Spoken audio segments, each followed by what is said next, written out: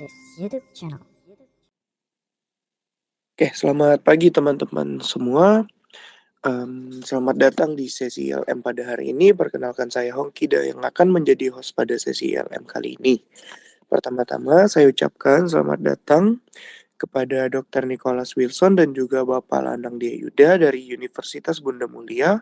Sebelumnya terima kasih banyak Pak Nicholas dan Pak Lanang sudah bersedia untuk hadir memberikan materi kepada teman-teman di PT Aselis Lentera Indonesia pada hari ini. Nah, pada sesi LM pada hari ini kita kedatangan tamu spesial dari UBM nih yang akan membahas mengenai personal achievement dan juga personal branding.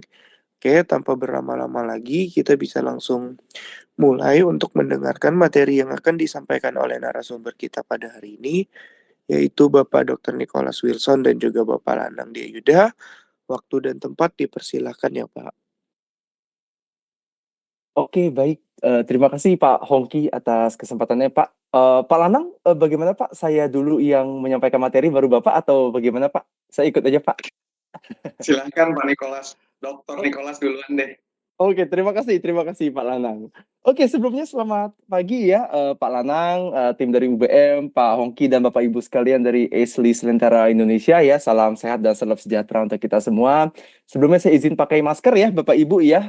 Jadi saya kebetulan baru pulang dari China ya selama 2 minggu. Jadi ya di sana cuaca dingin, jadi pulang-pulang ke sini ya beginilah Bapak Ibu ya, batuk, pilek, tenggorokan dan seterusnya gitu. Jadi saya izin pakai masker Bapak Ibu ya. Senang bisa ketemu dengan Bapak Ibu sekalian ya. Jadi hari ini sebenarnya saya dengan Pak Lanang kita meskipun kami berdua dosen ya Bapak Ibu gitu, tapi kami sebenarnya bukan menggurui untuk hari ini gitu, tapi lebih ke kita sharing pengalaman sebenarnya Bapak Ibu ya, perihal tadi ya 2 topik yang tadi Pak Hongki sudah mention di awal, yaitu perihal personal branding dan juga personal achievement seperti itu. Jadi lebih ke cerita lah Bapak Ibu ya, kita lebih ke sharing lah hari ini seperti itu. Dan saya juga tidak lupa ingin mengucapkan Merry Christmas ya, selamat merayakan Hari Raya Natal bagi Bapak Ibu yang merayakan ya, dan juga Happy New Year bagi Bapak Ibu ya, yang akan kita rayakan ya 2 hari lagi Bapak Ibu ya, 2-3 hari lagi seperti itu. Oke, saya izin share screen ya Pak Hongki dengan Bapak Ibu sekalian. Jadi saya akan membawakan topik yang personal branding Bapak Ibu sekalian seperti itu. Nah jadi dan kebetulan karena saya diinfokan ya Bapak Ibu oleh tim gitu ya, bahwa ya saya hanya punya waktu sekitar 30 menit ya, 30 menit more or less lah gitu Bapak Ibu ya untuk menyampaikan materi. Jadi mungkin saya agak sedikit lebih cepat Bapak Ibu gitu, tapi tetap nanti saya akan sampaikan inti-intinya Bapak Ibu sekalian seperti itu. Nah jadi mungkin long story short ya Bapak Ibu ya, singkat cerita, jadi bulan lalu saya diminta untuk atau disodorkan lah Bapak Ibu gitu ya, main topik atau main theme ya, tema utama yang nanti akan kami berdua, saya dengan Pak Lanang bawakan gitu ya untuk tim Aselis ini. Lalu tema utama yang kami dapat adalah legacy seperti itu. Jadi karena saya kebetulan spesialisasinya di marketing ya Bapak Ibu, jadi saya cobalah gitu ya untuk cari-cari kira-kira subtopik apa nih di marketing gitu ya yang cocok untuk dikaitkan dengan legacy. Dan setelah saya cari-cari Bapak Ibu sekalian gitu ya, setelah saya analyze dan seterusnya and so on and so forth, saya tidak menemukan topik yang lebih pas dibandingkan dengan dibandingkan dengan personal branding Bapak Ibu, untuk dikaitkan dengan legacy gitu. Mengapa? Karena sebenarnya kalau kita bicara legacy, ini saya masuk Bapak Ibu gitu ya. Kalau kita bicara legacy ini sebenarnya untuk mencari padanan kata dalam bahasa Indonesianya memang agak sulit Bapak Ibu ya. Cuma saya rasa kalau kita bicara legacy ini istilah yang Bapak Ibu sekalian dan kita sekalian, kita bersama gitu ya, itu sering dengar, sering baca gitu ya, bahkan ya kita sering temui sehari-hari gitu. Artinya, I want to build a positive legacy ya, I want to build a lasting legacy gitu. Saya pengen punya legacy yang bagus ya. Saya pengen dikenal orang sebagai orang yang bla bla bla bla dan seterusnya. Nah, jadi sebenarnya kalau kenapa saya kaitkan dengan personal branding Bapak Ibu? Karena sebenarnya legacy itu ya ditentukan oleh kita sendiri Bapak Ibu. Ya, how do we act, how do we behave gitu ya, how's our performance when we are working at a certain companies and so on and so forth gitu ya. Jadi kalau kita bicara legacy, intinya adalah kira-kira Bapak Ibu, apa yang Bapak Ibu bisa tinggalkan untuk perusahaan tempat Bapak Ibu bekerja gitu ya, even ketika Bapak Ibu sekalian sudah resign seperti itu, atau ketika Bapak Ibu sekalian sudah pensiun gitu ya. Itu yang kenapa di sini saya gunakan istilahnya adalah how you are remembered tomorrow Bapak Ibu sekalian. Karena legacy itu ya itu Bapak Ibu ya, artinya adalah kita bisa baru tahu, oke, kira-kira orang apa legacy yang ditinggalkan oleh orang ini gitu ya. Itu setelah orangnya itu udah nggak ada lagi di perusahaan tersebut Bapak Ibu sekalian. Saya berikan contoh Bapak Ibu, contoh real yang Bapak Ibu sekalian pasti familiar gitu ya. Apple. Ya Apple. Ini mungkin contoh yang mungkin kalau Bapak Ibu mungkin berpendapat, oh Apple lagi Pak. Tapi memang ya ini adalah contoh yang menurut saya Bapak Ibu ya, one of the best example gitu. Kalau kita ingin cerita perihal legacy yang berhasil ditinggalkan oleh seseorang yang bahkan sudah lama, bukan hanya sudah lama tidak ada di perusahaan tersebut Bapak Ibu ya, tapi orang yang bersangkutan itu sudah lama ya meninggal ya, sudah lama berpulang seperti itu. Nah, kita bicara Apple Bapak Ibu sekalian. Apple itu artinya kalau mungkin bahasa Inggrisnya Bapak Ibu gitu ya, itu synonymous with Steve Jobs. Ya, with almarhum Steve Jobs seperti itu sekali. Seperti itu Bapak Ibu. Kenapa? Karena kalau kita bicara Apple Bapak Ibu ya, selain Steve Jobs ini adalah pendirinya gitu ya, almarhum Steve Jobs adalah pendirinya, beliau itu visioner Bapak Ibu gitu. Jadi beliau itu visioner, beliau itu risk taker gitu ya, dan beliau itu terkenal akan inovasinya. Seperti itu. Dan inovasi itulah yang beliau bawa ke Apple. Sampai detik ini Bapak Ibu sekalian, sampai detik ini tahun 2025 ya, sebentar lagi 2026 Bapak Ibu sekalian gitu ya. Itu kayak the core value of Apple itu masih mirroring dari zamannya Steve Jobs. Meskipun Steve Jobs sudah lama meninggal di tahun 2011. Sekarang kan CEO Apple kan Tim Cook Bapak Ibu sekalian gitu ya. Tapi Tim Cook itu juga mengikuti cara kerjanya Steve Jobs. Seperti itu. Jadi that's the legacy yang Steve Jobs tinggalkan untuk Apple sampai detik ini Bapak Ibu sekalian. Itu meskipun ya kalau kita compare dengan zaman dulu Bapak Ibu ya, ketika Steve Jobs masih hidup dan masih memimpin gitu ya, ya inovasi Apple mungkin sekarang nggak terlalu kelihatan Bapak Ibu ya. Contoh ya kita bicara iPhone Bapak Ibu. Ya iPhone setiap tahun rilis iPhone baru ya 13, 14, 15, 16, 17 dan seterusnya. Tapi kan ya perbedaan antar seri kan tidak terlalu terlihat lagi Bapak Ibu sekalian gitu. Tapi kan ketika orang melihat iPhone gitu ya, orang melihat produk Apple ya orang pikirkan adalah wah ini inovatif gitu dibandingkan dengan ya smartphone lain seperti itu. Nah, itu legacy yang ditinggalkan oleh Steve Jobs Bapak Ibu sekalian. Dan kita baru bisa menganalisis legacy itu ya setelah orangnya sudah tidak ada di perusahaan ya, bahkan orangnya sudah meninggal seperti itu. Itu legacy Bapak Ibu sekalian gitu. Nah, itu memang terkait dengan personal branding gitu. Kenapa? Karena ya tadi seperti yang saya katakan di awal Bapak Ibu ya, like how do we build our legacy ya, it depends on us Bapak Ibu. Jadi kalau kita bicara personal branding, kalau kita kaitkan Bapak Ibu ya, sebenarnya personal branding itu kita bicara identitas kita Bapak Ibu sekalian. Karena kalau kita bicara brand, ini mungkin saya masuk di awal dulu Bapak Ibu ya. Kita bicara brand gitu ya, brand itu kan ya secara harafiah artinya merek ya Bapak Ibu gitu. Tapi sebenarnya personal branding itu kita nggak bisa terjemahkan, oh merek kita gitu, bukan Bapak Ibu. Tapi kalau kita bicara personal branding itu kita bicara our uniqueness, our identity gitu. Jadi kira-kira apa yang membedakan kita sama orang lain? Brand itu ada dua Bapak Ibu. Ya branding itu ada dua Bapak Ibu. Ada personal branding, ada corporate branding. Ya kalau kita bicara corporate branding, kita bicara nama, kita bicara logo, kita bicara tagline, kita bicara karakter, and so on and so forth. Seperti itu Bapak Ibu. Tapi itu kita bicara corporate-nya. Tapi kalau kita bicara personal, itu sebenarnya konteksnya sama Bapak Ibu. Konsepnya sama, cuma bedanya adalah ke kita. Gitu. Jadi gimana kita pengen dilihat orang Bapak Ibu? Itu contoh gini Bapak Ibu sekalian. Kalau misalkan Bapak Ibu sekalian nanya saya gitu ya, Pak Nicholas tuh ingin dilihat seperti apa? Ya Bapak Ibu ingin Pak Nicholas ingin orang mandang Bapak itu sebagai orang yang kayak gimana gitu ya. Terus saya bilang kayak gini Bapak Ibu, oh iya Pak gitu ya, oh iya Bu, saya pengen dipandang sebagai orang yang baik, orang yang suka membantu ya, dosen yang approachable ya, and so on and so forth. Nah, itu kan yang saya inginkan Bapak Ibu.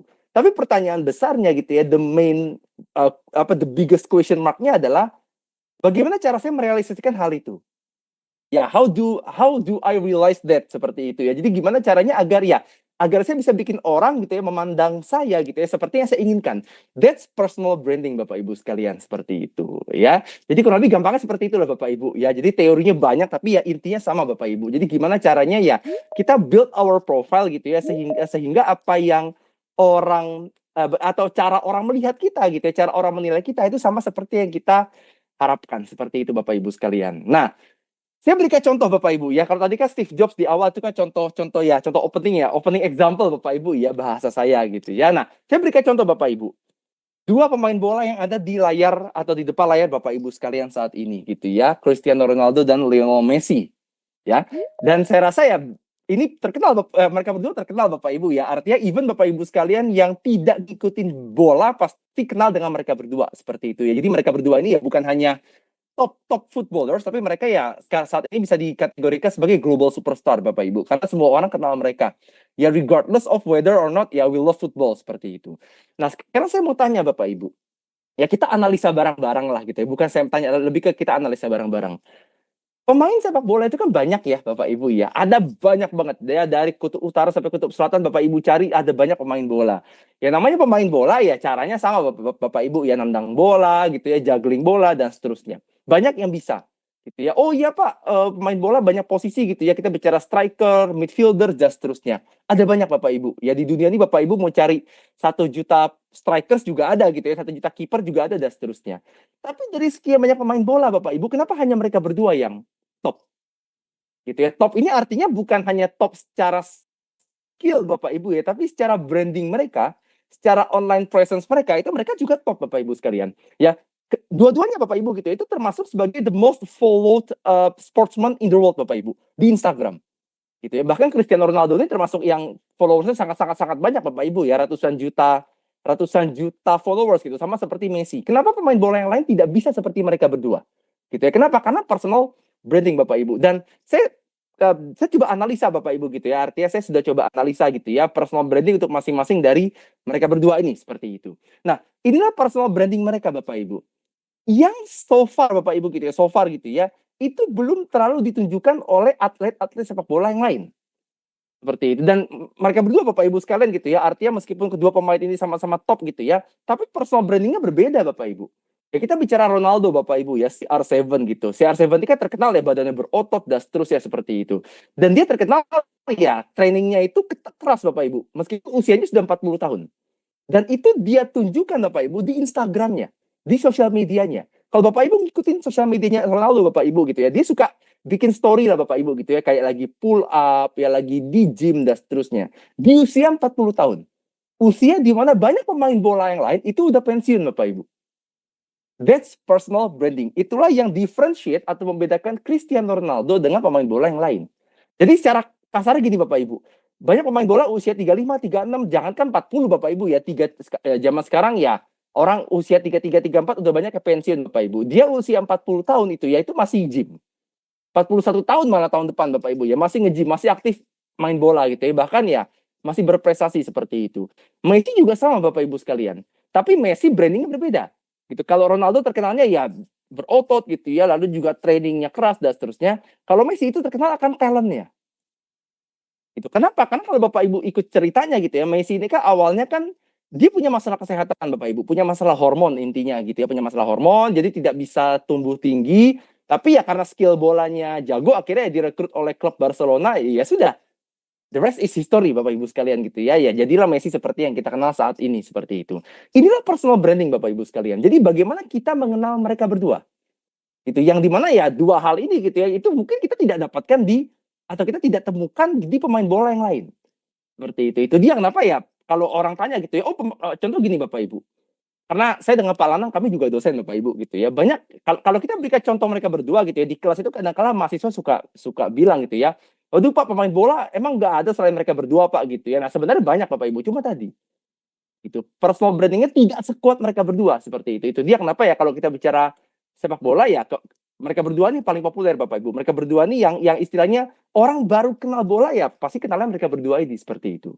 Ini contoh pertama Bapak Ibu. Contoh kedua adalah pengusaha. Kalau tadi kan mungkin saya berikan contohnya adalah pemain sepak bola Bapak Ibu. Sportsman gitu ya. Nah, kedua saya berikan contoh pengusaha Bapak Ibu. Pengusaha yang sama-sama bergerak di bidang teknologi. Atau mungkin kalau di Amerika istilahnya adalah tech mogul. Ya, tech mogul gitu ya. Yang atas Bill Gates yang bawa Elon Musk. Sekarang saya mau tanya Bapak Ibu sekalian. Pelaku usaha di bidang atau entrepreneur gitu ya, innovators di bidang teknologi itu banyak. Tapi kenapa yang terkenal ini mereka berdua Bapak Ibu? Gitu ya. Kenapa? Karena sekali lagi balik lagi ke personal branding gitu ya. Kita bicara Bill Gates Bapak Ibu dan mereka berdua Bapak Ibu meskipun sama-sama bergerak di bidang teknologi, tapi sekali lagi personal brandingnya berbeda. Kalau kita bicara Bill Gates Bapak Ibu gitu ya, Bill Gates itu terkenal akan filantropinya. Gitu. Jadi gini Bapak Ibu sekalian, Bill Gates itu sekarang sudah tidak aktif lagi di Microsoft Bapak Ibu. Betul bahwa beliau adalah founder Microsoft, betul. Betul bahwa beliau dulu berkecimpung aktif di Microsoft, betul. Tapi sekarang udah lama nggak lagi Bapak Ibu. Sekarang beliau sudah jadi filantropis gitu. Jadi filantropis ini ya, beliau mendirikan foundation Bapak Ibu gitu ya, ya kayak lembaga sosial gitu ya, non-profit ya, namanya Bill and Melinda Gates Foundation. Nah, itu termasuk foundation terkaya di dunia Bapak Ibu sekalian. Tapi uangnya bukan buat profit Bapak Ibu, untuk disumbangkan untuk anak-anak yang kurang mampu di Afrika, di Asia, dan seterusnya seperti itu. Jadi artinya adalah ya tech mogul turn philanthropist. Itu adalah ya personal brandingnya Bill Gates. Dan kalau kita analisa Bapak Ibu gitu ya, tidak banyak orang-orang yang ya kayak entrepreneur yang mereka ya setelah pensiun gitu ya, mereka jadi filantropis. Kan nggak banyak Bapak Ibu. Itu dia kenapa ya nama Bill Gates muncul ya seperti itu. Oh, ini ada yang raise hand ya Pak. Pak Satya ya, Pak Satya raise hand. Ya, silakan Pak. Mungkin ada yang mau ditanyakan Pak. Mohon maaf Pak, kepencet aja, sorry Pak. Oh, oke. Siap Pak Satya. Aman Pak, tidak masalah Pak. Oke, terima kasih Pak. Oke, saya izin lanjut ya Pak Satya dengan Bapak Ibu sekalian. Oke, itu Bill Gates Bapak Ibu. Ya, that's Bill Gates personal branding gitu ya. Tapi kalau kita compare dengan orang di bawahnya Bapak Ibu, ya alias Elon Musk gitu ya. Ini beda lagi Bapak Ibu. Elon Musk ini kan terkenal akan nyentriknya Bapak Ibu gitu ya. Eksentrik artinya adalah kalau kita lihat Elon Musk Bapak Ibu gitu ya. Itu beda dari yang lain Bapak Ibu. Ya dia bikin, meskipun sama-sama di bidang teknologi Bapak Ibu, tapi kayak perusahaan-perusahaan yang dibangun oleh Elon Musk itu perusahaan-perusahaan yang betul-betul out of the box Bapak Ibu. Contoh Tesla. Ya waktu Tesla itu dibangun ya itu ada perusahaan mobil listrik pertama di dunia Bapak Ibu. Tesla. Dan akhirnya gitu ya, ya pada awalnya kan orang mikir Bapak Ibu ya, aduh mobil mana mungkin sih bisa ditenagai oleh listrik gitu ya. Mobil itu ya pakai minyak. Tapi akhirnya berhasil Bapak Ibu. Dan sekarang kita bisa lihat Bapak Ibu ya, legacy yang ditinggalkan oleh Elon Musk adalah ya sekarang kita bisa lihat Bapak Ibu, mobil listrik udah banyak banget. Artinya banyak perusahaan-perusahaan besar yang pada akhirnya ngikutin jejaknya Tesla. Yang awalnya ya bangun adalah si Elon Musk ini Bapak Ibu. Itulah legacy yang ditinggalkan oleh Elon Musk Bapak Ibu gitu ya, di industri yang dia berkecimpung seperti itu. Terus dia juga bikin perusahaan SpaceX Bapak Ibu. Ya SpaceX ini kan space exploration Bapak Ibu gitu ya. Kayaknya kita jarang-jarang Bapak Ibu gitu ya ketemu orang yang ketika ditanya Anda mau usaha apa gitu ya. Oh, saya pengen bikin roket yang bisa keluar angkasa gitu. Kan jarang Bapak Ibu, tapi Elon Musk lakukan itu. Gitu ya. Bahkan saya baca terakhir Bapak Ibu, Elon Musk ini lagi aktif Bapak Ibu gitu ya, aktif gitu ya untuk lakukan riset, artinya dia collab dengan researcher gitu ya untuk bikin chip Bapak Ibu, chip yang ditanam di otak. Seperti itu. Ya itu ya, itulah bisnis Elon Musk Bapak Ibu sekalian gitu ya. Dia juga sekarang punya X dan seterusnya. Nah, artinya adalah itulah personal branding Elon Musk Bapak Ibu sekalian. Yang sekali lagi itu kita tidak temukan juga di pengusaha teknologi yang lain seperti itu. Jadi itulah yang membedakan Elon Musk dengan yang lain dan itulah yang bikin Elon Musk terkenal. Seperti itu. Nah, that's personal branding Bapak Ibu sekalian, seperti itu. Ya. Jadi gini Bapak Ibu sekalian, ini mungkin saya cerita sebelum saya masuk Bapak Ibu ya. Saya cerita lebih detail segini Bapak Ibu. Banyak orang di Indonesia Bapak Ibu ya, itu yang salah kaprah. Banyak dari mereka yang berpikir bahwa saya bisa terkenal, saya bisa sukses gitu ya. Itu kayak faktornya itu adalah ditentukan oleh perusahaan tempat saya bekerja. Dengan kata lain, banyak orang berpikir gini Bapak Ibu, kalau saya kerja di perusahaan top, gitu ya, saya kerja di perusahaan top gitu ya, itu bagus buat personal branding saya. Sementara kalau saya kerja di perusahaan-perusahaan yang biasa-biasa aja gitu ya, wah itu nggak boost CV saya Pak. Kan bahasanya seperti itu Bapak Ibu ya. Nah, sebenarnya kalau Bapak Ibu tanya ke saya gitu ya, statement itu tidak salah sebenarnya. Tapi tidak juga 100% benar. Kenapa? Karena gini Bapak Ibu, kalau kita balik gitu ya, oke, kita kerja di perusahaan besar. Grab misalkan gitu ya, kita kerja di Grab misalkan Bapak Ibu sekalian gitu ya. Terus kalau udah resign, kan orang-orang yang kerja di Grab Bapak Ibu atau yang pernah kerja di Grab, mereka kan akan tulis Bapak Ibu ya, ex Grab, ex GoTo, ya ex Tokopedia. Kan mereka tulis seperti itu Bapak Ibu di LinkedIn-nya. Ya saya yakin Bapak Ibu sekalian sudah punya LinkedIn ya zaman sekarang ya. Saya rasa pasti semua sudah punya LinkedIn Bapak Ibu. Banyak yang tulis seperti itu Bapak Ibu. Ya ex PNG dan seterusnya. Nah, itu sebenarnya bagian dari personal branding Bapak Ibu. Itu kenapa? Karena orang tersebut gitu ya, orang-orang ini itu ingin dikenal orang bahwa oh dia pernah kerja di GoTo loh, dia pernah kerja di Tokopedia loh. Jadi Bapak Ibu ketika dia apply kerja gitu ya, harapannya adalah ya dengan mereka tuliskan seperti itu X ini dan seterusnya gitu ya, chance untuk diterimanya itu lebih tinggi dibandingkan dengan orang-orang gitu ya yang sama-sama bersaing untuk memperebutkan jabatan tersebut, gitu ya, memperebutkan posisi tersebut, sama-sama apply tapi nggak punya pengalaman kerja di perusahaan besar. Nah, tapi kalau kita trace back ke awalnya Bapak Ibu, ke akarnya gitu ya, yang kita harus tanyakan adalah, oke, Anda ex GoTo misalkan. Tapi pertanyaannya adalah kenapa di awal GoTo mau rekrut Anda? Kenapa di awal GoTo mau rekrut Bapak atau Ibu seperti itu? Kan berarti kan ya pertanyaannya adalah GoTo melihat Bapak Ibu. bahwa ketika mereka memutuskan oke mereka merekrut Bapak Ibu gitu ya, mereka melihat bahwa oke berarti ada sesuatu yang berbeda nih antara Bapak Ibu dibandingkan dengan applicants yang lain. Sehingga perusahaan-perusahaan besar ini mau merekrut Bapak Ibu sekalian. Seperti itu. Ya, jadi sebenarnya ujung-ujungnya Bapak Ibu ya balik lagi ke personal kita Bapak Ibu sekalian gitu, bukan ke perusahaannya sebenarnya. Meskipun at the end of the day Bapak Ibu setelah kita resign gitu ya, kita bisa gunakan perusahaan tersebut gitu ya. Kita bisa gunakan pengalaman kita di perusahaan tersebut ya untuk boost our profile. Tapi awalnya kan tadi Bapak Ibu ya artinya adalah ya ketika kita pertama kali direkrut, apa sih yang bikin mereka tuh mau rekrut kita?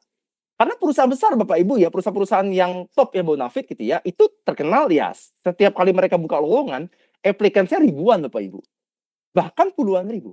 Kenapa harus kita? Nah, berarti kan balik lagi ke profil kita Bapak Ibu, balik lagi ke diferensiasi kita. Gitu ya. Nah, ini mungkin lebih ke sekilas saja Bapak Ibu sekalian ya. Saya mungkin tidak masuk secara detail ya karena waktu, tapi mungkin sekilas saja gitu ya. Artinya adalah kira-kira kenapa sih penting bagi kita Bapak Ibu gitu ya untuk build our rapport ya, build our personal branding gitu ya. Nah, pertama kan kita bicara value Bapak Ibu. Ya, nah value ini balik lagi ke awal tadi saya bilang Bapak Ibu. Kita bicara distinctiveness ya, kita bicara uniqueness. Setiap orang berbeda, betul Bapak Ibu sekalian. Tapi kalau perbedaan itu kita tidak kembangkan kan jadinya ya it means nothing Bapak Ibu ya. Nah, itu jadi kira-kira adalah oke, misalkan Bapak A, Ibu B, Ibu C gitu ya. Bapak sama Ibu ini sama-sama kerja di IT misalkan. Karena kan S-List ini kan perusahaan IT Bapak Ibu ya, S-List Lentera Indonesia. Oke, Bapak Ibu sekalian sama-sama berkecimpung di industri IT misalkan. Dan Bapak Ibu misalkan sama-sama departemennya misalkan di IT, misalkan IT department. Tapi kan pasti kan antara Bapak atau Ibu ini kan pasti ada perbedaan Bapak Ibu. Gak mungkin sama persis gitu ya. Pasti ada hal yang membedakan antara Bapak A dengan Ibu B dengan Ibu C tadi.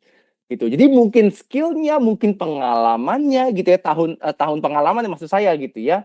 Lalu mungkin juga pendidikannya, mungkin ada yang S3, S2, S1 dan seterusnya. Tapi itulah yang membentuk unitas kita Bapak Ibu sekalian seperti itu. Nah, kedua kita bicara trust Bapak Ibu. Ya, mungkin terkait dengan yang Bapak Ibu ya, competitive edge seperti itu. Begini Bapak Ibu sekalian, ini mungkin saya mau cerita aja Bapak Ibu. Ya, saya beberapa kali Bapak Ibu, beberapa kali gitu ya ngisi seminar gitu ya, ikut conference dan seterusnya. Banyak pertanyaan zaman sekarang Bapak Ibu ya, banyak pertanyaan yang diajukan ke saya gitu ya, itu terkait dengan bagaimana kita bersaing dengan barang-barang dari China Bapak Ibu. Ya, jadi banyak dari pelaku usaha gitu ya, pengusaha-pengusaha banyak yang ya ketika kita di conference, kita di seminar gitu ya. Jadi pertanyaan utamanya banyak yang mereka banyak ajukan adalah, Pak, sekarang ini kan influx barang dari China itu kan banyak sekali. Dengan harganya tidak masuk akal murahnya gitu ya. Gimana cara kita ngatasinnya, Pak? Kalau memang ya barang kita lebih mahal dan kita tidak mungkin lagi menurunkan cost. Jawabannya cuma satu Bapak Ibu. Jawabannya cuma satu. Jawabannya adalah kita harus make sure gitu ya, atau kita harus bikin gitu ya, klien kita itu beli barang bukan karena barangnya. Jadi kita harus make sure bahwa klien itu beli barang sama kita itu karena kitanya. Seperti itu. Karena banyak kejadian seperti itu Bapak Ibu sekalian. Ya banyak kejadian seperti itu, believe it or not Bapak Ibu sekalian. Kenapa? Karena gini Bapak Ibu, orang Indonesia itu terkenal main aman. Artinya adalah kalau ada yang pasti-pasti aja kenapa enggak? Ya contoh gini Bapak Ibu, misalkan kayak saya dengan Pak Lanang misalkan gitu ya. Kami berdua sama-sama dosen. Ya, kami berdua sama-sama dosen dan katakanlah kami berdua sama-sama punya bisnis di bidang tekstil. Contoh begitu Bapak Ibu sekalian. Terus misalkan kayak Pak Hongki pengen beli kain ya, Pak Hongki pengen beli kain. Terus katakanlah misalkan Pak Hongki tahu nih bahwa Pak Lanang jual kainnya misalkan 20.000. 20.000 per meter misalkan Bapak Ibu gitu ya. Saya jual kainnya misalkan 15.000 per meter. Tapi karena Pak Hongki udah kenal dengan Pak Lanang lama gitu ya, katakanlah udah teman lah gitu ya, Pak Hongki dengan Pak Lanang ini sudah teman gitu ya. Kemungkinan besar Pak Hongki akan beli sama Pak Lanang. Meskipun harga jual tekstil atau harga jual kain Pak Lanang lebih mahal dari saya. Kenapa? Karena ya tadi Bapak Ibu udah kenal. Kan kita kan sering dengar bahasa seperti itu Bapak Ibu ya. Udahlah beli sama si A aja deh Pak gitu ya, udah kenal lama gitu ya. Jadi kalau ada apa-apa lebih enak Pak komplainnya dan seterusnya. That's it Bapak Ibu sekalian. Jadi ya kita bisa build trust juga gitu ya. Ya dengan personal branding ini seperti itu. Itu karena pada dasarnya kalau kita bicara bisnis ya kita bicara kerja Bapak Ibu kan yang penting kan adalah trust sebenarnya. Trustability gitu. Kita bisa dipercaya atau enggak seperti itu. Nah, itu Bapak Ibu sekalian gitu ya. Nah, kalau yang bawah ini tadi saya bilang Bapak Ibu. Kita bicara visibility sama career opportunities gitu ya. Artinya adalah ya kalau kita bicara cari kerja Bapak Ibu ya. Kalau ini kan Bapak Ibu kan sudah bekerja gitu ya. Cuma kan misalkan kalau kita bicara kayak fresh graduates gitu ya. Banyak dari mereka yang ketika lulus mereka cari kerja. Kan saingannya kan banyak Bapak Ibu ya, ribuan bahkan puluhan ribu seperti itu. Jadi kira-kira gimana caranya agar mereka di-notice? Nah, itulah Bapak Ibu sekalian personal branding. Gitu. Jadi itu dia kenapa sekarang gini Bapak Ibu. Mungkin di sini banyak dari Bapak Ibu sekalian mungkin yang statusnya mungkin masih mahasiswa.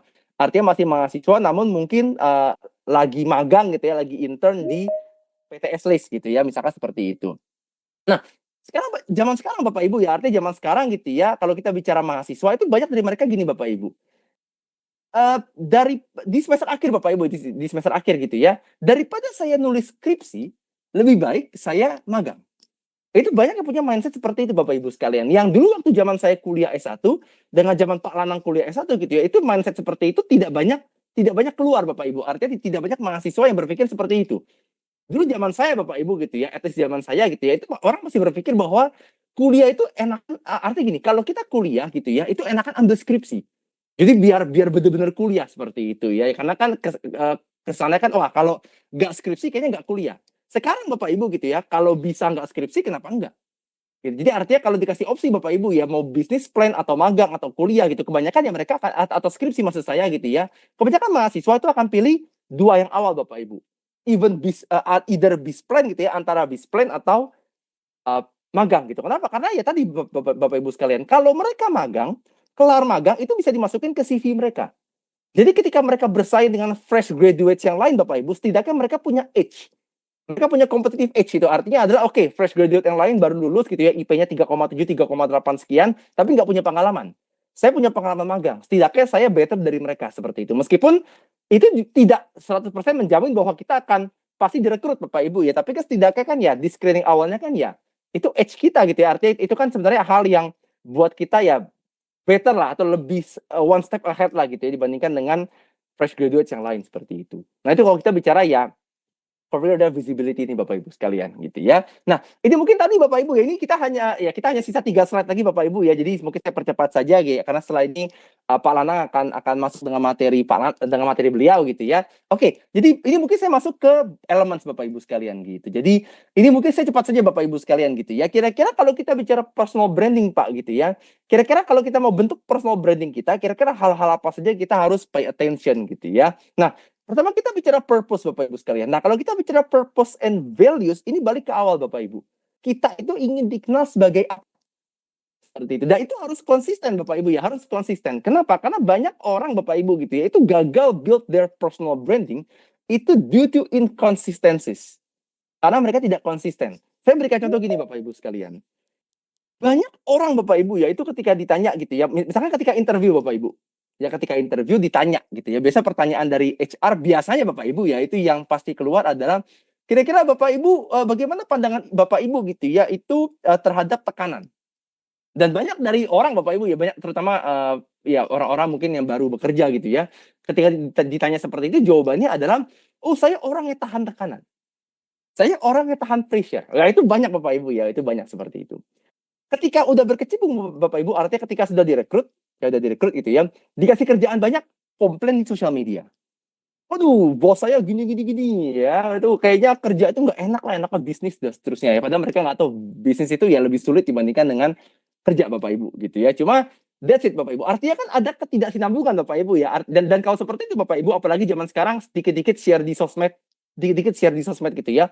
Orang akan melihat gitu, orang akan melihat bahwa oh ternyata gitu ya, anak ini nggak tahan tekanan. Dan kalau HRD lihat Bapak Ibu, maka kan ya HRD akan bilang, "Oh, berarti waktu interview apa yang dikatakan oleh anak ini tidak sinkron." Gitu. Kenapa? Karena ketika di interview, "Oh iya, saya tahan akan tekanan," gitu ya, "saya tahan akan pressure." Tapi ya setiap kali dikasih kerjaan banyak sedikit gitu ya, dia share ke sosmed dan seterusnya, seperti itu. Nah, itu kalau kita bicara value Bapak Ibu. Jadi artinya harus konsisten. Bapak Ibu ya, artinya adalah kalau kita ingin dilihat sebagai orang yang orang yang baik ya, orang yang kerja keras gitu ya, orang yang inovatif ya, kita harus kembangkan itu. Seperti itu. Ya dan kalau kita bicara personal branding ini Bapak Ibu ya, ini kan lifelong journey Bapak Ibu ya. Jadi artinya nggak setahun 2 tahun, tapi ya sampai kita pensiun Bapak Ibu, nah itulah yang kita harus pegang. Artinya branding itulah yang kita harus keep seperti itu. Jadi artinya dari awal sampai akhir gitu ya, ya cara orang melihat kita, cara orang mengenal kita itu tidak berubah Bapak Ibu sekalian, seperti itu. Nah, kedua kita bicara expertise and skills Bapak Ibu. Nah, kalau kita bicara expertise and skills di dalamnya termasuk pendidikan. Ya, termasuk pendidikan Bapak Ibu sekalian seperti itu. Ya. Ya contoh paling gampang gini Bapak Ibu sekalian, kayak misalkan sama-sama bekerja gitu, sama-sama bekerja tapi yang satu sudah S2 gitu ya, yang satu baru S1 misalkan seperti itu. Berarti kan ya otomatis Bapak Ibu automatically gitu ya. Ya yang S2 ini kan ya akan dipandang lebih secara strata Bapak Ibu ya, lebih tinggi itu dibandingkan dengan yang S1 ini. Meskipun jabatannya sekarang ini jabatannya sama-sama misalkan staff gitu ya, dan sama-sama bekerja di departemen dan perusahaan yang sama seperti itu. Ya that's ya pendidikan termasuk ke dalam expertise and skills ini Bapak Ibu sekalian seperti itu. Nah, hal lain lagi adalah ya skill itu sendiri Bapak Ibu sekalian. Itu dia kenapa sekarang banyak Bapak Ibu ya, anak-anak muda yang bahkan masih SMP Bapak Ibu ya, itu udah ambil online course atau short course gitu ya. Yang dimana ya mereka ambil short course atau short certifications gitu ya. Nanti kalau udah lulus gitu ya, dapat sertifikasi mereka masukkan ke LinkedIn. Mereka masukkan ke CV. Nah, itu kan sebenarnya kan ya untuk showcase ya kalau misalkan mereka memang ya pernah ikut sertifikasi ini. Mereka punya sertifikasi ini. Seperti itu. Jadi ya, pandangannya adalah makin banyak sertifikasi makin bagus seperti itu. Itu kan kalau kita bicara expertise and skills Bapak Ibu ya seperti itu. Nah, terus kita bicara visual identity Bapak Ibu. Nah, kalau kita bicara visual identity ini kita bicara our looks Bapak Ibu. Ya our looks. Dan kalau kita bicara our looks, saya tidak bicara wajah Bapak Ibu ya. Saya tidak bicara wajah. Banyak orang yang salah kaprah begini Bapak Ibu. Oh, kan gini Bapak Ibu ya. Artinya kalau kita lihat kayak di Indonesia Bapak Ibu, di Indonesia hampir semua perusahaan, hampir ya Bapak Ibu ya, saya nggak bilang semua, hampir semua perusahaan yang saya temui gitu ya, yang saya lihat, kalau mereka posting job vacancy, itu pasti ada satu poin yang tulisannya adalah berpenampilan menarik.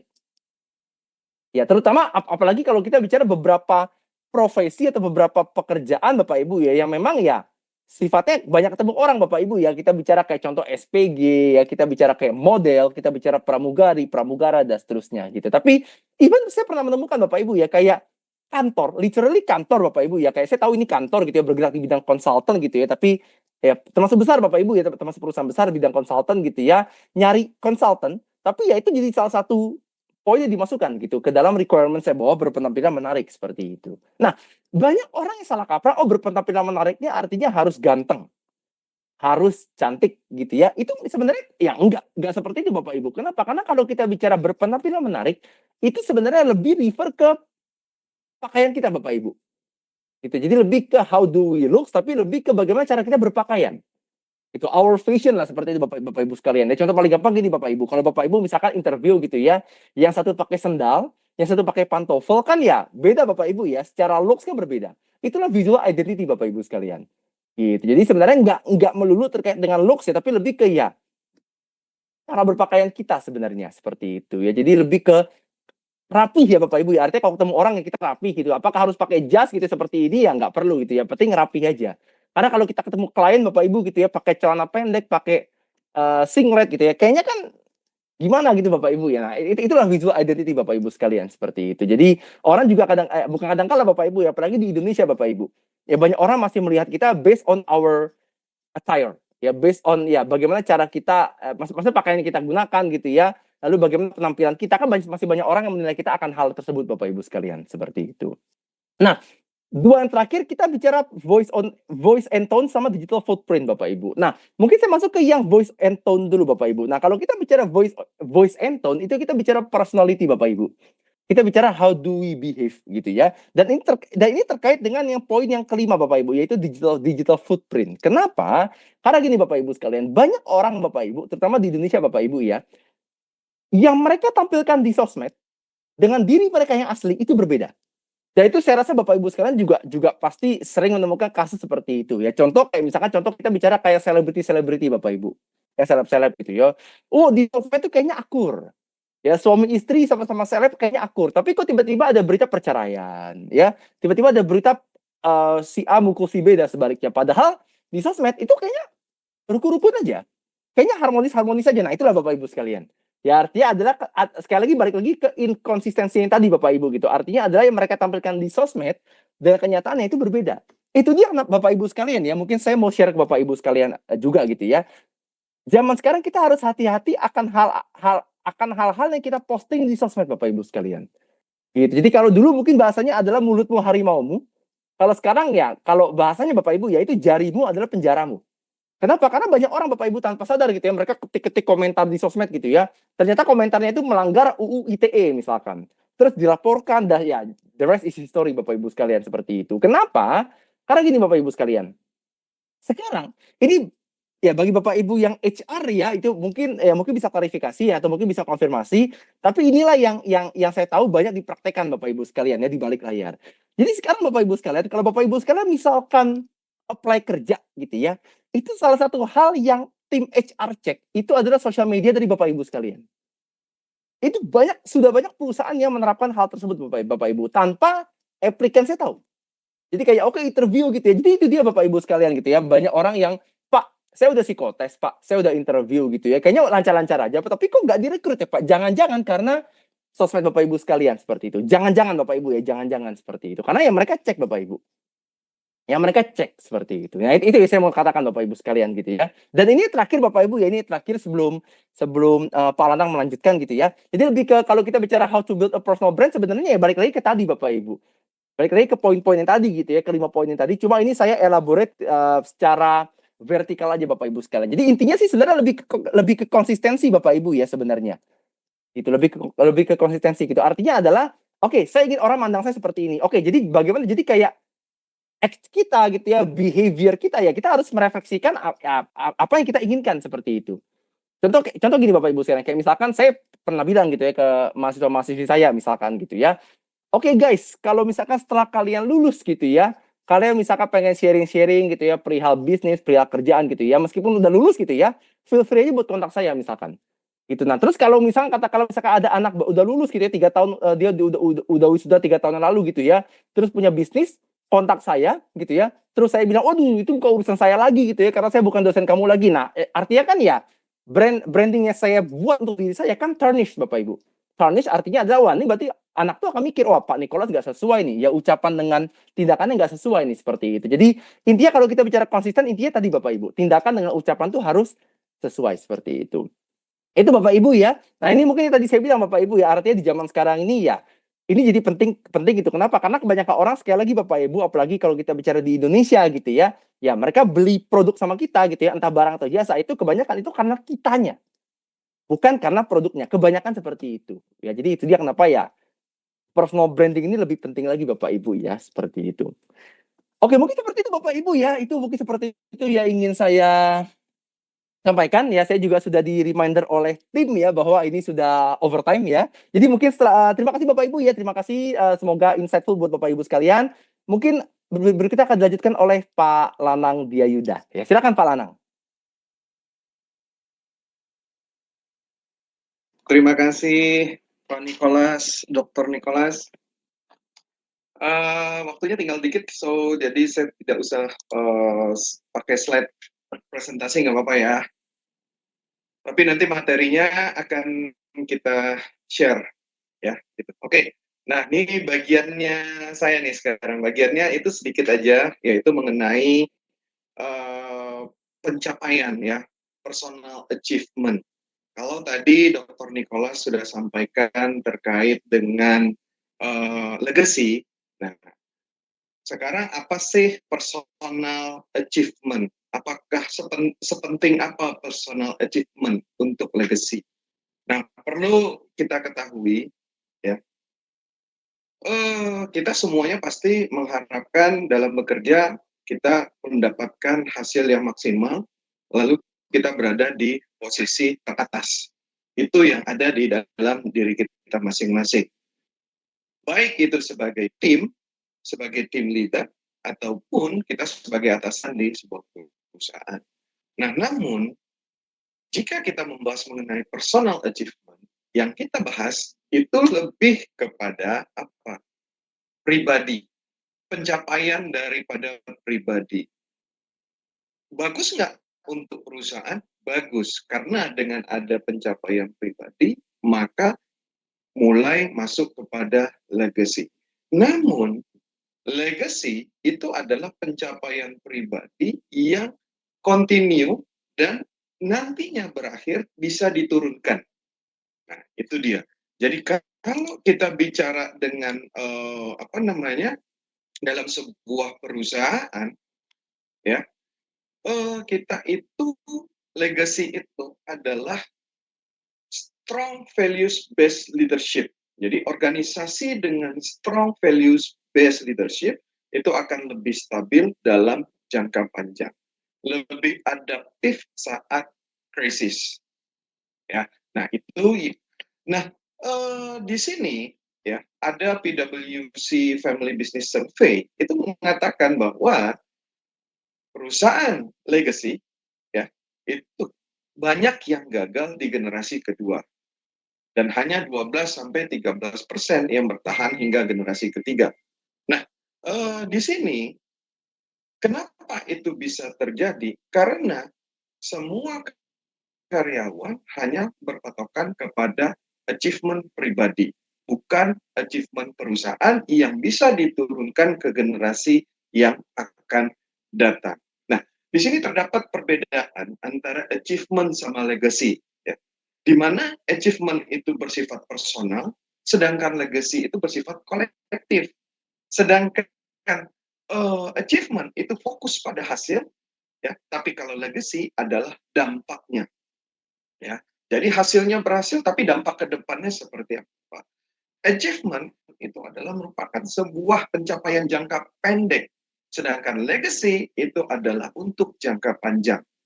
Ya, nah balik lagi, ini yang sering terjadi, Bapak Ibu, achievement itu diingat saat kita ada, namun ya legacy itu akan dirasakan saat kita tidak ada.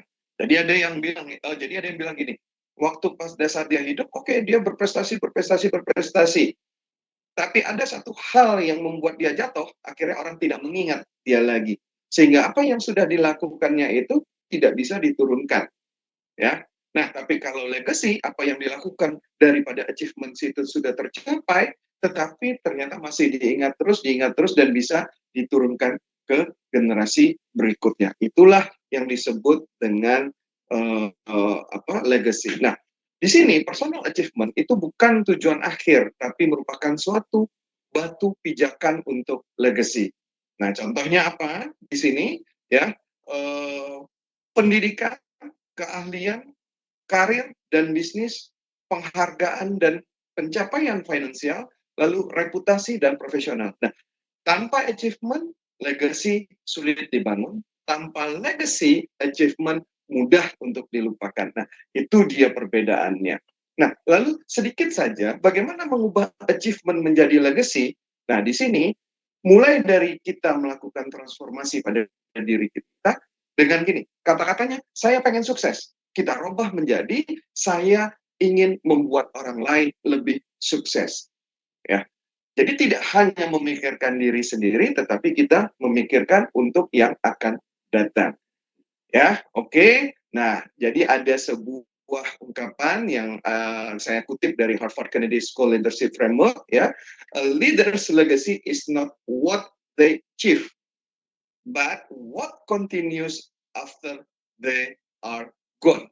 Jadi setelah kita tidak ada, ya, kita tetap masih dipakai, ilmu yang kita berikan masih digunakan dan dimanfaatkan, ya, sehingga orang terus membahas, membicarakan dan mengingat kita.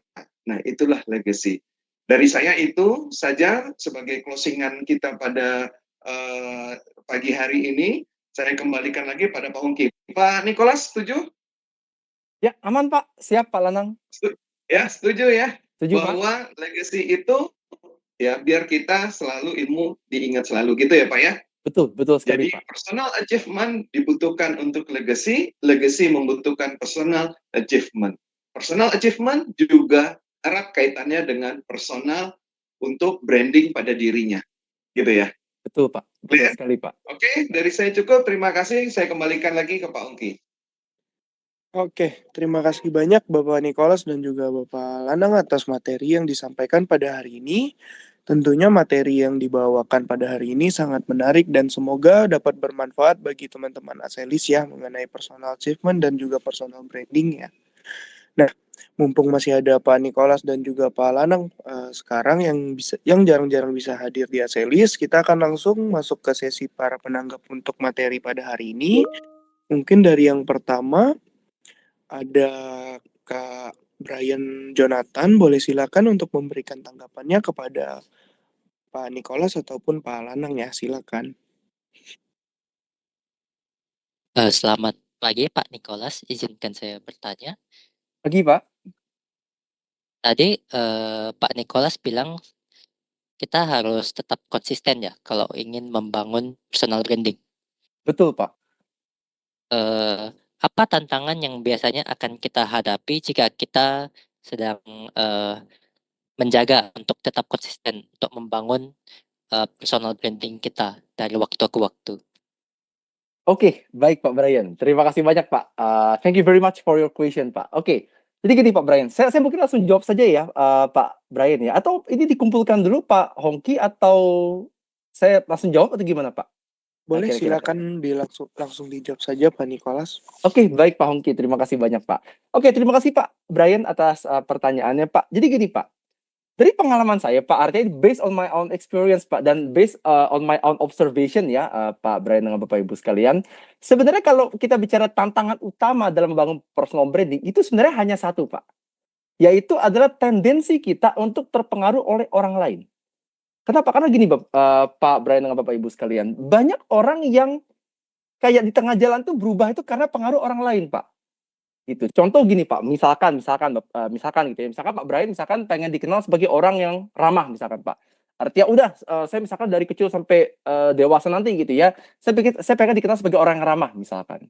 Tapi misalnya mungkin ya Pak ya, saya nggak tahu itu. Cuma katakanlah misalkan karena pergaulan gitu ya, atau mungkin karena ada faktor-faktor sosial yang lain gitu ya. Akhirnya Pak Brian yang tadinya jadi orang yang tadi Pak Brian ini ramah gitu ya, tiba-tiba Bapak jadi emosional. Misalkan seperti itu, Bapak misalkan jadi emosional gitu ya. Yang ketika ditilik gitu ya, oh berarti Pak Brian ini kok bisa berubah ya? Oh ternyata karena teman-temannya misalkan, karena lingkungannya seperti itu. Ya, sama seperti ini Pak. Contoh lainnya misalkan Pak, misalkan gitu ya. Misalkan katakanlah misalkan ada orang yang awalnya tuh rajin banget Pak. Ada orang yang awalnya tuh rajin banget gitu ya, rajin gitu ya. Kita bicara kayak misalkan mahasiswa Pak gitu ya. Oh kita tahu anaknya itu rajin. Tapi kok udah maksudnya 2 tahun kuliah gitu ya, kok berubah ya, jadi suka bolos ya, jadi nggak pernah ngerjain tugas dan seterusnya. Ternyata gitu ya, usut punya usut, Pak gitu ya, usut punya usut, ternyata gitu ya, oh karena temennya berubah nih. Jadi dulu waktu dia ini rajin gitu ya, oh temennya sama yang rajin-rajin, tapi mungkin di semester-semester tertentu gitu ya, karena mungkin kelasnya diacak gitu ya, akhirnya dia terpisah dari teman-teman yang rajin tadi gitu ya, dia bertemanlah dengan kelompok teman yang baru mungkin yang katakanlah agak males. Jadi akhirnya terbawa, akhirnya berubah Pak, seperti itu. Jadi sebenarnya tantangannya adalah bagaimana caranya untuk memastikan gitu ya, agar kita itu tidak gampang terpengaruh orang lain Pak. Gitu, karena memang gini Pak Brian dengan Bapak Ibu sekalian, kita harus akui bahwa memang banyak dari kita Bapak Ibu gitu ya, itu punya prinsip ikut-ikut orang. Ikut-ikut orang gitu. Jadi gini Pak, mungkin paling gampang gini Pak, saya pernah baca, ini saya nggak tahu apakah Pak Brian, Pak Lanang, Pak Ongki dengan Bapak Ibu sekalian pernah baca satu artikel ini gitu. Tapi pernah ada artikel Pak gitu, bahkan pernah ada eksperimennya juga gitu ya. Itu yang bilang bahwa human adalah sheep. Jadi human is a sheep sebenarnya. Jadi sheep itu kan kita bicara domba ya Bapak Ibu sekalian. Jadi domba artinya adalah, kan domba itu kan harus ada gembala Bapak Ibu. Makanya ada istilah gembala domba gitu ya. Jadi domba itu akan ngikut kemanapun gembala itu ngarahin mereka. Bapak Ibu sekalian seperti itu. Nah, intinya di eksperimen itu Bapak Ibu gitu ya. Itu intinya disimpulkan bahwa ketika misalnya ada orang dikumpulkan Bapak Ibu dalam satu lingkungan yang sama gitu ya. Ketika ada satu orang, even orang itu nggak dikenal Bapak Ibu ya. Ada satu orang misalkan mereka melakukan aktivitas tertentu, katakan misalkan mereka tepuk tangan atau mereka berdiri gitu ya. Maka orang-orang lain di ruangan yang sama itu ikut-ikutan Bapak Ibu. Jadi ikut berdiri juga gitu ya, ikut tepuk tangan juga dan seterusnya. Itu eksperimennya Bapak Ibu sekalian gitu. Itu eksperimennya gitu ya, dikasih stimulus dan seterusnya. Ketika ditanya, kenapa Anda berdiri? Jawabannya adalah nggak tahu. Saya nggak tahu kenapa saya berdiri. Tapi karena saya lihat orang itu berdiri, saya berdiri juga. Partisipan yang lain itu juga ya mereka ketika ditanya ya mereka memberikan jawaban yang sama Bapak Ibu sekalian. Jadi memang tendensi kita adalah gampang ikut-ikutan orang lain. Seperti itu. Jadi mungkin bahasanya adalah FOMO ya Pak Brian ya, FOMO gitu. Sekarang kan ya kita lihat banyak hal yang FOMO ya Bapak Ibu, artinya terkenal karena FOMO. Banyak orang yang ngikutin kegiatan tuh karena FOMO. Ya kita bicara paling gampang padel lah gitu ya, belum lagi yang lain gitu. Kalau kita tanya, kenapa harus main padel? Kenapa nggak main olahraga yang lain? Maka jawabannya kebanyakan adalah iya karena orang saya lihat di Instagram gitu ya, paling banyak mainnya itu Pak. Jadi saya penasaran, saya ya ikut-ikutan seperti itu. Nah, jadi cuma kalau itu kan mungkin lebih ke olahraga ya Pak Brian dengan Bapak Ibu sekalian gitu. Tapi maksudnya kalau kita bicara personal branding ya itu ada kaitannya sebenarnya Pak gitu. Kenapa? Jadi intinya adalah be yourself sih Pak. Jadi sebenarnya yang ingin saya simpulkan adalah be yourself Pak gitu. Kenapa? Karena contoh kayak misalkan, saya pengen jadi, misalkan pemain bola Pak gitu ya. Saya pengen jadi seperti Cristiano Ronaldo misalkan seperti itu. Ya, kalau pengen jadi seperti dia sih nggak masalah seperti itu. Tapi kalau misalkan kita copy paste apa yang dia lakukan, kan itu yang artinya kan kalau seperti itu kan orang akan memandang kita, oh berarti ini hanya copy paste dari Cristiano Ronaldo aja nih. Seperti itu. Lebih ke situ sih Pak Brian. Lebih ke situ sih Pak. Kalau dari saya Pak. Baik Pak, terima kasih Pak atas penjelasannya Pak. Sama-sama Pak Brian. Terima Oke, kasih juga baik. Pak atas Terima pertanyaannya Pak. kasih banyak ya Pak Nicholas. Mungkin Sama-sama, sebelum Pak. kita melanjutkan ke penanggap selanjutnya untuk teman-teman yang hadir pada sesi ILM pada hari ini, mungkin juga ada yang ingin bertanya juga bisa dengan melakukan raise hand ataupun memberikan pertanyaan melalui kolom chat ya nantinya. Oke, kita akan lanjutkan ke penanggap berikutnya. Ada Kak Egar Satya, silakan untuk memberikan tanggapannya kepada Pak Nicholas ataupun Pak Lanang ya. Iya, thank you. Mungkin terima kasih Pak Nicholas, Pak Anang buat materinya. Izin bertanya Pak Nicholas. Kan tadi Silakan, Pak. kita udah bahas tentang personal branding gitu. Buat orang-orang yang mungkin followersnya gede misalnya ya, kan kita biasa identik dengan orang-orang yang kita follow di sosial media gitu. Kita tuh bisa melihat langsung mereka tuh berusaha membangun personal branding seperti apa gitu. Tapi kalau buat kita yang notabene di sekitar kita cuman orangnya terbatas, ruang lingkup kerja kita juga begini-begini aja, teman-teman kita juga segini-segini aja gitu ya. Gimana cara tahu personal branding yang berusaha kita bangun itu udah tercapai gitu ke teman-teman kita atau ke surrounding kita gitu. Gitu sih. Oke, baik Pak Satya. Siap, Pak. Terima kasih banyak, Pak. Thank you very much for your question, Pak. Oke, jadi gini, Pak Satya. Sebenarnya mungkin gini, Pak. Mungkin saya mulai dari istilah start small, Pak. Start small. Karena memang kalau kita bicara personal branding, Pak, gitu, itu sebenarnya tidak ditentukan oleh platform yang kita gunakan, Pak. Artinya kayak apakah orang-orang dengan followers yang lebih besar gitu ya, pasti punya personal branding yang better dibandingkan dengan orang-orang yang mungkin followersnya kecil atau mungkin ya surroundingnya sempit gitu ya. Sebenarnya belum tentu Pak, gitu. Meskipun memang kalau kita bicara kayak followersnya besar dan seterusnya, memang visibility-nya lebih tinggi Pak. Itu memang saya akui Pak seperti itu. Tapi sebenarnya yang saya maksud dengan start small di awal tadi gini Pak Satya, bahwa kita dan gini Pak, sebenarnya bagaimana cara kita bisa menilai bahwa personal branding kita sudah sukses gitu istilahnya gitu ya Pak ya. Sebenarnya memang agak sulit untuk mengukurnya Pak, karena kan balik lagi seperti dikaitkan dengan yang tadi Pak Anang sampaikan ya Pak, bahwa personal branding ini kan terkait dengan legacy Pak seperti itu. Jadi legacy ini kan sebenarnya kan lifetime ya Pak ya gitu. Jadi sebenarnya ya selama kita hidup ya maksudnya selama kita hidup gitu ya, selama memang orang punya persepsi yang sama dengan kita gitu ya, ya itu kita bisa simpulkan bahwa oke, personal branding kita berhasil seperti itu.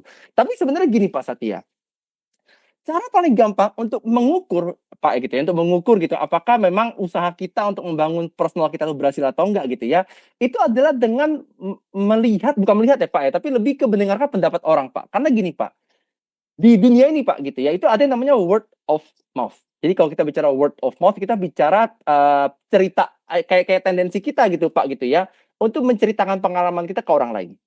Dan kalau kita bicara ya ngegosip dan seterusnya gitu ya Pak ya gitu kan, biasa kan ya di Indonesia ini kan yang digosipin ke orang ya Pak seperti itu. Jadi sebenarnya dengan kata lain Pak, kita bisa melihat Pak, kayak misalkan selama ini gitu ya, kayak orang-orang tuh pandangannya gimana sih ke kita gitu. Contoh seperti ini Pak. Contoh seperti saya Pak, misalkan seperti saya Pak gitu ya.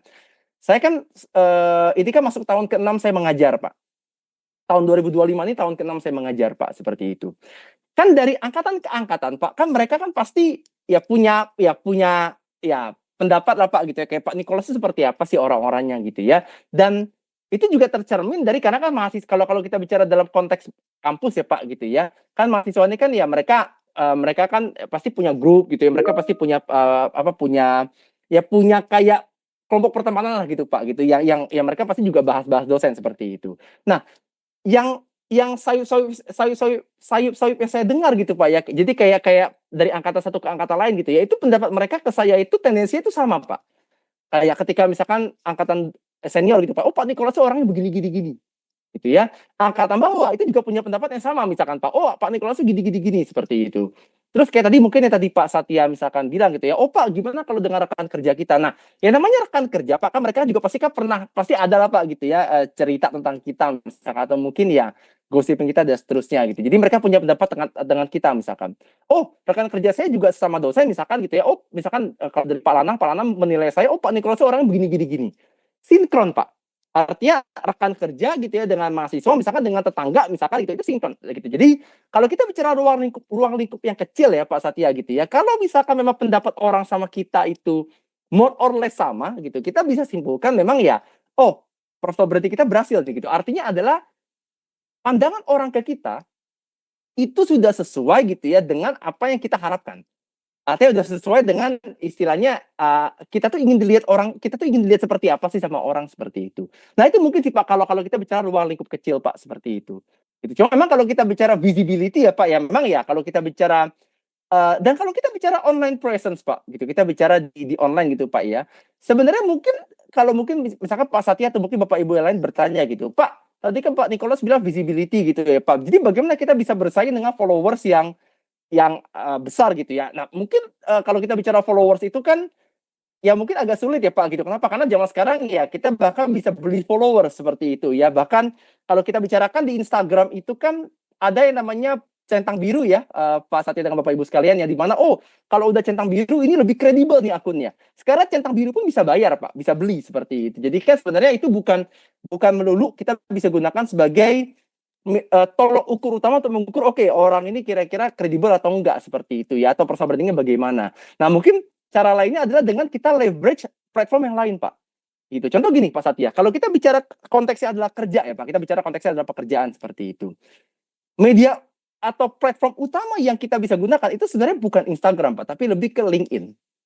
Seperti itu. Dan kalau kita bicara LinkedIn itu kan ya kalau kita mau connect dengan siapa saja kan sebenarnya bisa ya Pak ya gitu. Kita connect, kita follow dan seterusnya seperti itu. Dan seringkali kan ya orang-orang yang kita tidak follow tapi mungkin punya relasi dengan connections kita gitu ya, kan bisa muncul di profile kita seperti itu. Gitu. Lebih ke situ sih Pak Satya kalau kalau dari saya Pak. Gitu Pak. Oh, Semoga oke. bisa menjawab Pak. Cukup menjawab sih Pak Nicholas. Terima kasih. Terima kasih Pak Satya. Terima kasih juga atas pertanyaannya Pak. Oke baik, mungkin kira-kira seperti itu ya untuk jawabannya teman-teman. Terima kasih banyak kepada Pak Nicholas dan juga Pak Lanang, karena sudah membawakan topik yang cukup menarik pada hari ini. Semoga apa yang disampaikan oleh Pak Nicholas serta Pak Lanang dapat bermanfaat untuk kita semua ke depannya ya teman-teman. Nah mungkin sesi terakhir, maaf sebelum kita menyudahi sesi LM pada kali ini, mungkin sesi terakhir kita adalah sesi dokumentasi. Teman-teman semua boleh untuk melakukan on cam terlebih dahulu untuk kita bisa berfoto bersama sebagai dokumentasi pada hari ini. Nah, untuk tim Korkom mohon bantuannya ya Eka.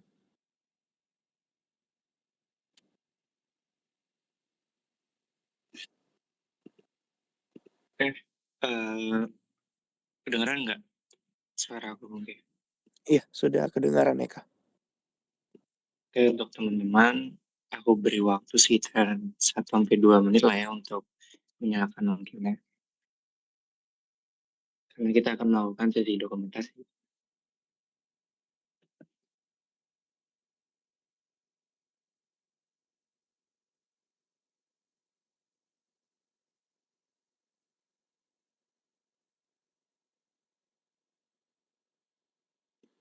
Mungkin teman-teman semua yang belum melakukan on cam boleh silakan untuk on cam terlebih dahulu. Kita akan melakukan dokumentasi ya.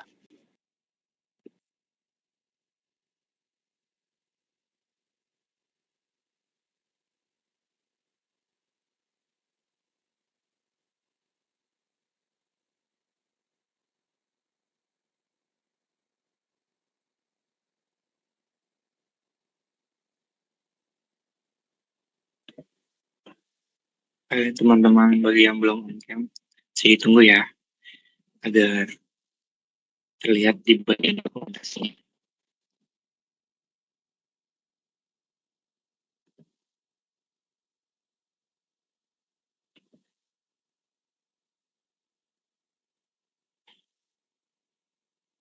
Oke, boleh Langsung aku mulai Hongki ya.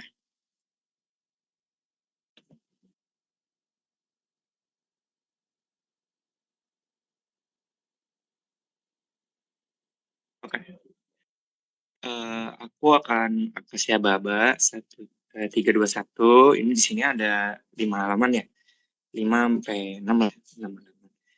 Nanti akan kusebut per halamannya karena nggak semua masuk ke. Oke, akan kusebut untuk halaman yang pertama. Oke, boleh bergaya. 3, 2, 1. Oke, aku lanjut ke halaman kedua. Untuk halaman 2, boleh pause lagi. Siapa tahu masih masuk. 3, 2, 1.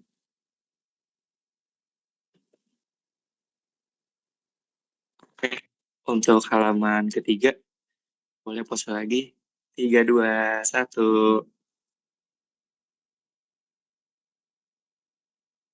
Oke, lanjut kita ke halaman keempat. Boleh pause lagi. 3, 2, 1. Oke, untuk halaman terakhir, halaman 5. Pause lagi guys. 3, 2, 1. Sip. Harusnya udah semua. Oke. Dari tim Korkom udah melakukan dokumentasi. Terima kasih semuanya udah melakukan camp. Terima kasih Hongki. Aku akan kembalikan ya. Oke, baik. Terima kasih banyak ya, Eka, atas bantuannya. Untuk waktu juga sudah menunjukkan pukul 10:11 ya. Teman-teman, terima kasih banyak kepada Dr. Nicholas dan juga Bapak Lanang Diayuda atas waktunya sudah hadir pada sesi ILM pada hari ini. Terima kasih juga kepada teman-teman semua yang sudah hadir pada sesi ILM pada hari ini. Selamat pagi dan selamat beraktivitas kembali semuanya, teman-teman. Terima kasih. Ya, terima Thank kasih you, Pak thank Hongki, you, Pak Lanang, dan Bapak Ibu sekalian. Terima Thank kasih. you, dok. Ya, sama-sama Pak Lanang.